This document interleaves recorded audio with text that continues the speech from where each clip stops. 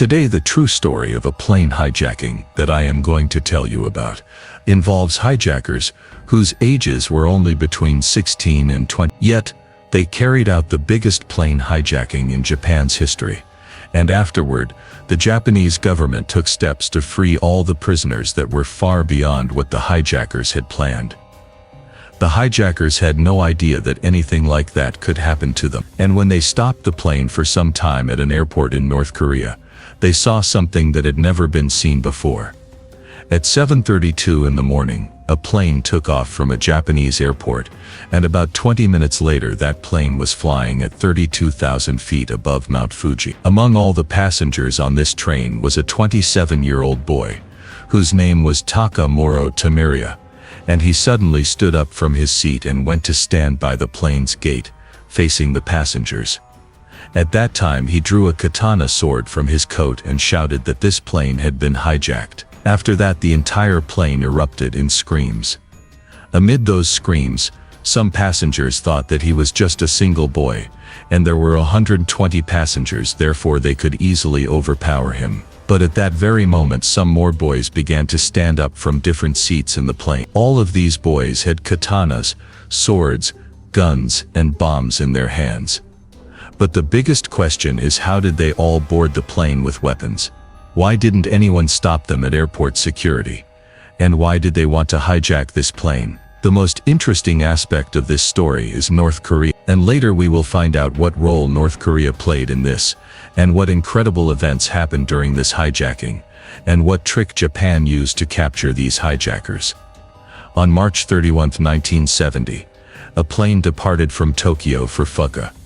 It carried 120 passengers. In this flight there were passengers ranging from businessmen to tourists, university students and doctors, and they were all going to Fukuoka on their respective duties. Some famous personalities were also on this plane, including Seiji Hinohara, who was a very famous doctor of Japan, and also Moriaki Wakabayashi, who was a famous singer of a Japanese rock band, and with them was Pepsi's regional director, Herbert Hell. On the other hand, most of the students in this group of hijackers were students from Tokyo and Kyoto University, and one of them was not even a university student because his age was only 16. The passengers on the plane were shocked when they learned that among these hijackers was rock band singer Moriaki Wakabayashi. All these hijackers were presenting themselves as warriors fighting for the coming tomorrow, and they all were members of the Japanese Communist Red Army. The group's leader Tamiya was continuously trying to enter the pilot cockpit, and the pilots inside the cockpit were trembling with fear and continuously talking to the control tower that they had been hijacked and needed help. Meanwhile, the other hijackers began tying up all the male passengers on the plane, and then tied them to their seats. A little later, the group leader Tamiya entered the cockpit and tied both pilots to their seats. After that, the control of the plane was entirely in the hijackers' hands. One question kept troubling the pilots and the passengers repeatedly: how did the hijackers board the plane carrying all those weapons? The answer is that in the 70s airport security used to be very limited and weak, and flight policies were also very relaxed and easy for passengers. Where hijackers take passengers hostage to get their demands fulfilled, these student hijackers' demand was very strange. These students told the pilot to take the plane to Havana, Cuba, via the Pacific Ocean, because they were all members of a military communist Red Army, and wanted to meet Fidel Castro in Cuba, so that they could join his revolutionary force. All these hijackers believed that they would get military training there with which they could fight against and overthrow Japan's imperialist government. According to the hijackers, this hijacking would later become the spark that would bring a great revolution in Japan. And although they all wanted to go to Cuba, a huge problem arose in their plan that changed the entire course of the hijack. The plane that these hijackers had hijacked was Japan Airlines Flight 51, and it was a Boeing 727 plane designed for short-distance flights. This plane could fly a maximum of 4,200 kilometers. Now the pilot repeatedly explained to the group leader Tamiya that it was impossible for this plane to fly to Cuba, and if they tried to forcefully do so, their plane would crash into the Pacific Ocean. Anyway, Tamiya understood this, and when he told the other hijackers about it they were stunned, and now they had to quickly find another way. After a few minutes of discussion, they decided to land the plane somewhere else, so that the Japanese authorities would not catch them, and they all spread out a map, and began looking for a place. Suddenly, the group leader Temeria's eyes fell on another communist country. It fell on North Korea. In any case, they all decided that now they would land this plane in North Korea, and the reason behind this was North Korea's communist ideology, which matched their own ideology. All of those hijackers believed that they would establish a base in North Korea and settle there, and at the same time they would build good relations with the government of the leader Kim Il-sung. The pilot sat in his seat listening to all their talk, and then he told them about a new problem. The pilot said that the plane was running out of fuel and that they had only enough fuel left to reach Fukuoka, where the plane had been headed. Now the hijackers had no other option and they decided to land at Fukuoka. But since they had passengers held as hostages, they intended to demand fuel for the plane in exchange for those hostages. At around 9 a.m. in the morning, the plane landed at Fukuoka Airport, and the plane was surrounded on all sides by police and airport security. Many press reporters had also arrived to cover this hijacking, and thousands of people had come to see this first Japanese hijacking. At that time, Transport Minister Shinjiro Yamamura was also present there so that he could get the passengers out safely and ensure no one was harmed. The hijackers were fully prepared and alert, and now they were going to use North Korean airspace with the help of the Japanese authorities, because they suspected that the North Korean government would not let them enter its airspace. The group leader Temeria also said on the walkie-talkie that if their demands were not met they would kill the passengers, and then a deal was struck between the hijackers and the airport authorities. The deal was that the hijackers would release some passengers, women, children, and the elderly, and in return fuel would be put into their plane. Because North Korea is a country that lives separately and does not have very good relations with Japan, the airport authorities gave these hijackers a map of North Korea, which they would use to reach North Korean airspace. Although the hijackers had received a map, another problem now confronted them. The map they received was a basic school syllabus map that had no details and no aviation data. The pilots were very afraid to take the plane into North Korea, but since they had no choice, they took off from Fukuoka Airport and prayed for their lives. After a few hours the plane was near the demilitarized zone, the DMZ border, and was about to cross. This demilitarized zone is extremely dangerous, because it is the border between South Korea and North Korea, and it is also a no-flying zone.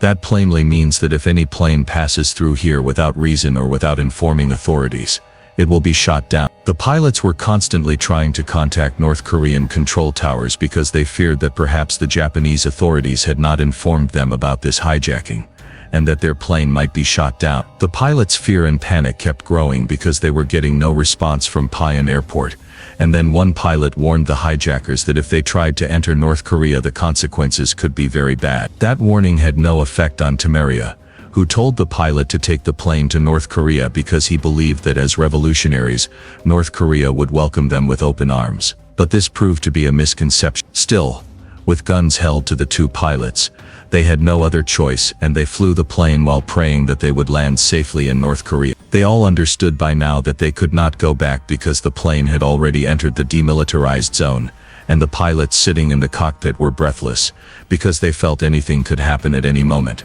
Finally, what they feared happened. Two fighter jets suddenly appeared in the sky and began firing at their plane. It seemed as if everything was about to end, but a few seconds later those fighter jets stopped firing, and the pilots realized that those had been warning shots, because their plane had not been damaged. Now they did not know what to do. Meanwhile, a voice came over the pilot's radio in English, though with an accent that was Korean, and the message was from the Pyongyang. Hearing this, the pilots breathed a sigh of relief and informed the person on the radio about the hijacking and the emergency landing, and astonishingly the North Korean control tower told the pilot to follow the fighter jets so they could safely land at Pyongyang. This was a genius move by the Japanese government that the hijackers did not understand, and they had no idea what was about to happen. As landing permission was granted, the hijackers danced with joy, and they were most happy at the thought that they would meet North Korean leaders and take their first step toward their revolution. Meanwhile, the passengers were terrified because they felt that their fate now lay in the hands of a dictator, and they had previously heard frightening stories about North Korea. At about 3:20 in the afternoon, the plane landed at Pyongyang airport, and the hijackers eagerly peered out of the plane windows. North Korean flags were flying everywhere, and North Korean military personnel stood in lines with high-ranking officers among them. Surprisingly, some civilian groups were also standing at the airport holding welcome signboards, and some girls stood there with bouquets of flowers while the North Korean national anthem was being sung. At that moment, an announcement came over the loudspeaker that this was the Democratic People's Republic of Korea, whose leader is Kim Il-sung, and that all those who are against Japanese imperialism are welcome in North Korea. Hearing this, a hijacker opened the plane door and stepped out, where he saw high-ranking officers waving and saluting him. Suddenly, another hijacker came up behind him and shouted, telling him to close the door and come to the window with him. Hearing this, the first hijacker asked nervously what had happened, to which the other replied that he should look out the window. When they looked out, they realized that, in addition to North Korean flags and military, something very strange was happening. At this airport, there were some Western-manufactured cars were parked there. And it was very strange because everyone knew that high-ranking officers and Kim's family never used such cars. The hijackers also noticed something else. There were many planes parked at the airport, and large buildings could be seen outside. At that moment, the first hijacker pointed his finger toward a man, and that man was a black man wearing a U.S. military uniform, standing among North Korean soldiers. That sight alone could answer all their doubts, because a black man wearing a U.S. military uniform and standing in North Korea was impossible. That's when suspicion began to rise in the hijacker's mind. To confirm his doubt, one of the hijackers opened the plane door and stepped outside. He went up to the bus driver and asked in English, "Is this Seoul?" The sudden question startled the driver, and in panic, he replied in English, "Yes, this is Seoul," which was in South Korea. Hearing that, the hijacker quickly shut the plane door, and now they were completely sure this wasn't Pyongyang, it was Seoul. But the biggest question was, how did they end up here? To understand that, we have to go a little back in the story. When the plane had landed at Fukuoka airport for refueling, the fuel technicians had noticed something strange. The plane still had more than half of its fuel remaining. But even then, they pretended to refuel it so that the authorities could buy some time to make a plan. During this time, Japanese and airport authorities together came up with a genius plan.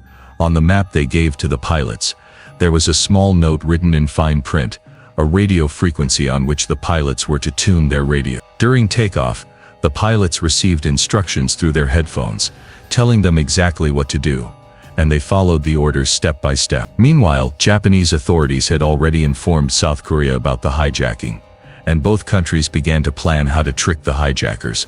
The CIA was also included in the operation, because one of the passengers on board was Herbert Hill, Pepsi's regional director, who was an American. The two jets that attacked the plane near the demilitarized zone were South Korean fighter jets, and both were in contact with Seoul's control room. As per the plan, the fighter jets first attacked the plane to convince the hijackers that they were being engaged by North Korea, and then the same jets guided the plane safely to Seoul's Gimpo airport.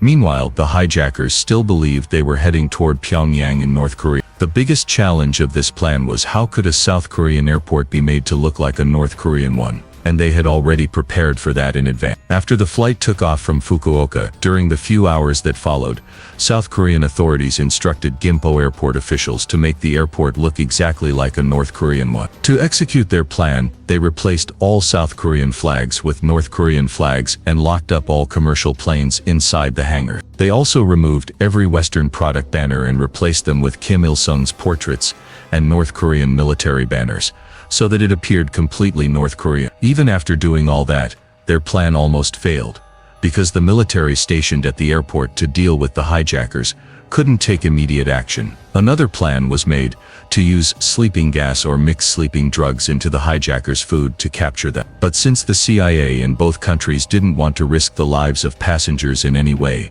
the plan was dropped. Meanwhile, Japan's transport minister, Shinro Yamamura, said that he would surrender himself to the hijackers in exchange for the passengers' release. The Japanese government found this idea acceptable, because it could save all the passengers and it would be easier to keep track of one person instead of many. After almost 3 days of negotiations, the hijackers agreed to release all the passengers in exchange for the transport minister. They first allowed half of the passengers to disembark from the plane. During the exchange, the passengers were lined up near the plane's gate, and the transport minister stood near the stairs, both slowly moving toward each other. Everyone at the airport was extremely alert at that moment. After a short while, the transport minister was in the hijackers' custody. The hijackers tied him to a seat with ropes, and after that, they released the remaining passengers. On April 3rd, the plane took off again with 9 hijackers, 3 pilots, and the transport minister, heading toward North Korea's Pyongyang airport. At around 7:20 p.m., the plane landed in Pyongyang, where airport security ordered the hijackers to surrender their weapon. The biggest shock came when it was discovered that all the knives, pistols, and bombs they carried were fake. Both the hijackers and the transport minister thought they would be immediately sent to jail, but surprisingly that didn't happen. They were taken to a luxurious hotel, where they were served excellent food. A few days later, the pilots and the transport minister were granted permission to return to Japan.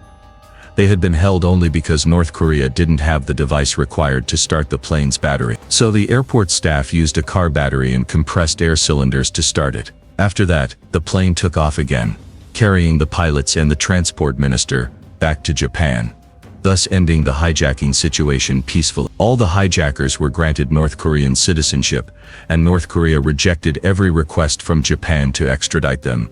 According to North Korean news channels, leader Kim Il-sung ordered that these hijackers be treated well and looked after properly. Later, all of them were given political training, and from the 1980s to the 1990s, they lived a comfortable life. Among them, 3 died due to illness, including their leader, Taka Tamir. One hijacker was arrested in Japan while trying to enter illegally, and another was arrested in Thailand in 2000 for counterfeiting money. The remaining hijackers lived their lives peacefully with their wives and children in a small North Korean village. In 2014, they even created a Twitter group where the surviving members shared stories about their lives and families. How did you find this story?